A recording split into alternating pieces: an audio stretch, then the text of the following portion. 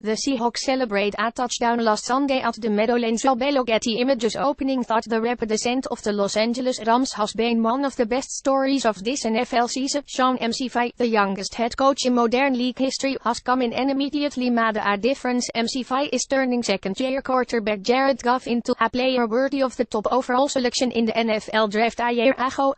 He has transformed the Rams into winners and at the moment the leaders in the NFC West, the Seattle Seahawks, are. By comparison, yesterday's news, they have won the division 4 times in Coach Pete Carroll's 7 seasons. They went 2 back-to-back Super Bowls, but it is going on 212 seasons since the Seahawks Super Bowl loss to the New England Patriots, which came the year after their Super Bowl triumph over the Denver Broncos, and they have not returned to the NFC title game since time for a passing of the NFC West door. Slow down there, say the Seahawks, we never concern ourselves with other teams, cornerback Richard Sherman said after last Sunday's win over the New York Giants at the Meadowlands. We concern ourselves with our building and what we execute. We just played the Rams 2 weeks ago, so we'll leave that up to you guys. We just go out and try to win every game that's in front of us. We don't worry about other teams or catching up because every year it's somebody new. When he was young, when he was a rookie, and second year it was San Fran. San Fran was the big bad wolf and Seattle was the up-and-comer, and then the next year it's US, and then the next year you are saying Arizona is better than US, and now it's the Rams. It's always somebody new, so we don't worry about things like that. We just continue to play our game and do what we've got to do. The Seahawks game, when it is on, remains pretty good. They lead the league in scoring defense and are ranked 8 in total defense. The core players on defense, Sherman, safeties Cam Chancellor and Earl Thomas, linebackers Bobby Wagner and K.J. Wright, defensive lineman Michael Bennett, are so familiar that the Seahawks act might feel old and tired, but it's not. This remains a marquee defense, fortified up front by an addition of Sheldon Richardson before the season and this week signing of veteran pass rusher Dwight Freeney to offset the loss of Cliff Avril, who is on the injured reserve list because of a neck injury that reportedly has him pondering retirement. Sinds A33-127 loss to the Tennessee Titans dropped their record to 12. The Seahawks have yielded a total of 35 points while winning 3 straight. We didn't really feel like we needed to rebound. Sherman said that Tennessee game was just a few mistakes, 3 plays that we made mistakes on. Things like that happen in football, but we just kept staying the course. We are who we think we are, so we just keep playing how we know we can. The Seattle defense completely overmatched the Giants last weekend, limiting them to 177 total yards in a 247 victory. They didn't let me get involved very much today, obviously, Sherman said after rarely being tested by Giants quarterback Eli Manning. He was out there. It was like being part of a great dance group and you're just a side dancer. We just played great all around.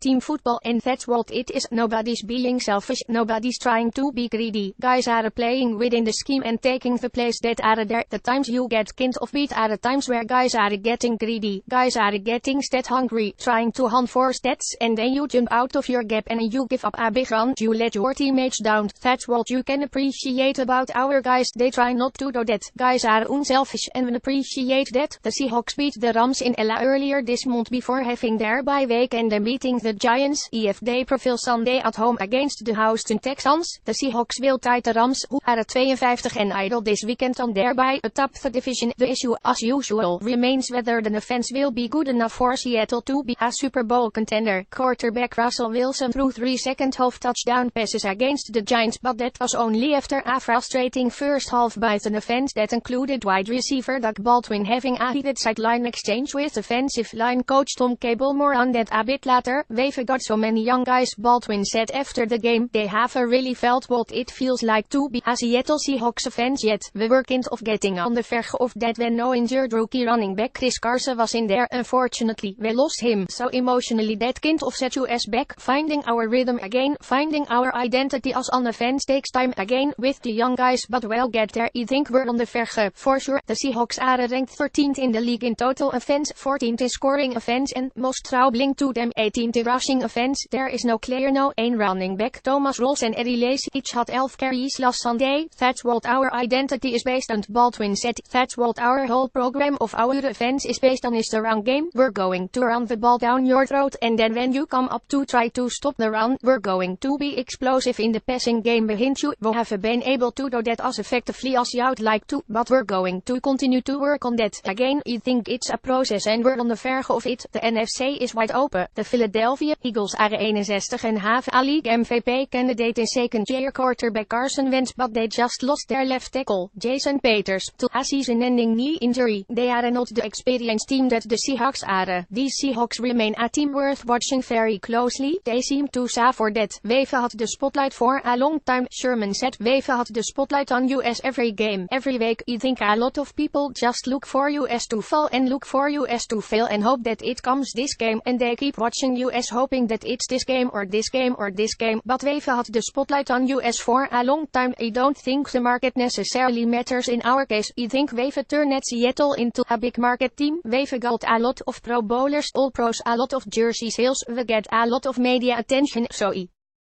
think as small of a market theoretically as it is, we get a lot of attention around the league trade deadline. The trade deadline arrived Tuesday at the NFL is not the no-trade league that it once was, but the deadline typically delivers very little action. This time around, it will be interesting to see if the Pittsburgh Steelers deal disgruntled wide receiver Martavis Bryant, despite their insistence that they won't accommodate his wishes to be traded, with contenders such as the Seahawks and Eagles in need of help at left tackle. The Texans perhaps could receive a substantial offer or if they make Dwayne Brown available after he just ended his holdout. Baldwin and Cable. Sherman said there was nothing shocking to him about Baldwin's sideline outburst at Cable. Sherman said he has witnessed such fiery behavior from Baldwin since Baldwin's freshman season at Stanford. You can ask David S.A.W. about that one day. Sherman said about his freshman year, has been doing it a while. It works out, man. That's how he plays. You play with everything you've got. You play with your heart on your sleeve. Nobody can complain about his effort or his attitude. Baldwin said he wasn't even upset at Cable, although he later apologized to an offensive line coach. At that moment, the players needed to realize it's the players. Baldwin said it's not the coaches. Honestly, he wasn't even going at Cable. It was just in that moment he needed the players to take accountability for what we were doing. He wish he would have done it differently. The basic sentiment was, what are we doing? We have all the talent in the world. We have everything we need right here. It's not the play calling, it's not the Xandos, it's not the other team, it's US. All we have to do is settle down and just play our game. We've been here before. I am just trying to instill in the young guys that this is a process. Don't get too excited. Don't think that you have to make that block. Just make your block. Extra press. It appears the Eagles will leave Lane Johnson at right tackle rather than move him to left tackle to replace Peters, who was hurt Monday night against the Washington Redskins. It is a tough choice for the Eagles. You want your best tackle on the left side protecting the blind side of a right-handed quarterback such as Wentz, but Johnson has been playing superbly at right tackle and the Eagles are reluctant to disrupt two positions instead of one. If Wentz wins the MVP award in his second NFL season, will the Cleveland Browns consider him a top 20 quarterback prospect yet? Someone really needs to get through to Cam Newton. Seriously, it's time to grow up and act like a mature adult and like a professional on a far more regular basis. Games to watch: Cowboys at Redskins. The winner moves into second place in the NFC East. It is once more possibly the last game for Cowboys running back Ezekiel Elliott before his 6-game suspension potentially is enforced. Chargers at Patriots. The Chargers enter with a 3-game winning streak and a chance to catch the Patriots off guard. Broncos at Chiefs. The two top teams in the AFC West enter with matching 2-game losing streaks. The loser will be in some trouble, particularly if it's the Broncos. Games to miss: Colts at Bengals. The Bengals are back to being irrelevant. The